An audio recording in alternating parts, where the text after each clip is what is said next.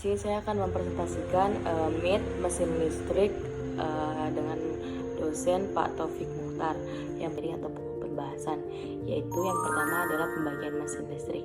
Pembagian mesin listrik itu terbagi menjadi dua, yaitu ada statis dan dinamis, yang dimana statis itu terdapat transformator. Kemudian transformator dibagi lagi menjadi dua, yaitu terdapat transformator satu fasa dan tiga fasa. Kemudian mesin listrik dinamis itu terbagi lagi menjadi dua, ada generator dan motor.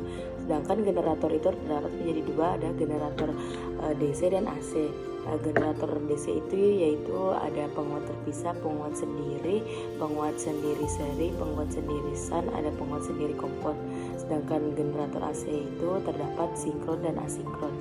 Kemudian mesin listrik dinamis yang lainnya itu terdapat motor, di mana motor terbagi menjadi dua, yaitu motor DC dan motor AC. Motor DC sendiri itu ialah dibagi menjadi 5. Yang pertama motor penguat terpisah, yang kedua motor penguat sendiri seri, motor penguat sendiri shunt, dan yang terakhir motor penguat sendiri shunt. Sedangkan motor AC itu terbagi menjadi dua, yaitu adalah motor sinkron dan asinkron.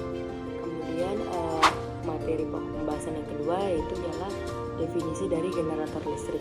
Definisi dari generator listrik sendiri ialah mesin yang digunakan untuk menghasilkan energi listrik dari sumber energi mekanis. Kemudian materi pembahasan selanjutnya itu ialah prinsip kerja dari generator DC, di mana prinsip kerja dari generator DC ialah mengubah energi mekanik menjadi energi listrik berdasarkan prinsip induksi elektromagnetik atau hukum Faraday, di mana ketika kumparan armatur di dalam generator berputar di dalam magnet, garis-garis magnet terpotong oleh kumparan sehingga menghasilkan GGL atau gaya gerak listrik. Proses itu menyebabkan arus listrik bolak-balik atau AC di dalam kumparan untuk mengubah arus bolak-balik ini menjadi arus searah atau DC. Generator DC menggunakan komutator atau cincin belai yang berputar bersama kumparan. Komutator memastikan bahwa arus yang mengalir ke beban selalu searah. Sikat karbon kemudian menghubungkan komutator dengan rangkaian luar sehingga arus DC dapat mengalir ke beban atau perangkat yang membutuhkan listrik.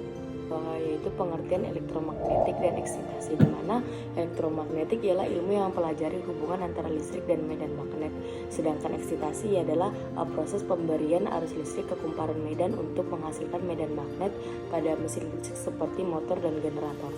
Selanjutnya perbedaan kutub luar dan kutub dalam ialah kutub luar itu atau yang biasa disebut stator ialah bagian motor yang diam dan menghasilkan medan magnet yang berinteraksi dengan medan magnet rotor. Sedangkan kutub dalam atau rotor ialah bagian motor yang bergerak atau berputar menghasilkan gaya putar atau torsi yang diperlukan untuk menggerakkan beban.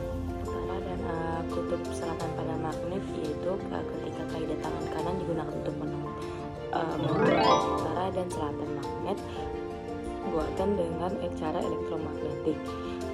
Kaidah ini didasari oleh gaya Lorentz yang ditimbulkan akibat arus listrik dalam medan magnet. Cara menggunakan kaidah tangan untuk menentukan arah medan magnet ialah poisan tangan seperti akan menembak pada pistol, kemudian ibu jari. Kurang dan lebihnya dia seperti ini. Di sini arah ibu jari itu menunjukkan arus listrik, telunjuk menunjukkan arah medan magnet, kemudian jari tangan dan telapak tangan kanan menunjuk ke arah gaya magnet.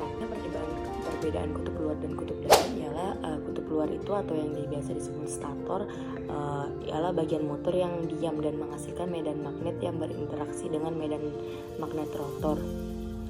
Sedangkan kutub dalam atau rotor ialah bagian motor yang bergerak atau berputar menghasilkan gaya putar atau torsi yang diperlukan untuk menggerakkan beban.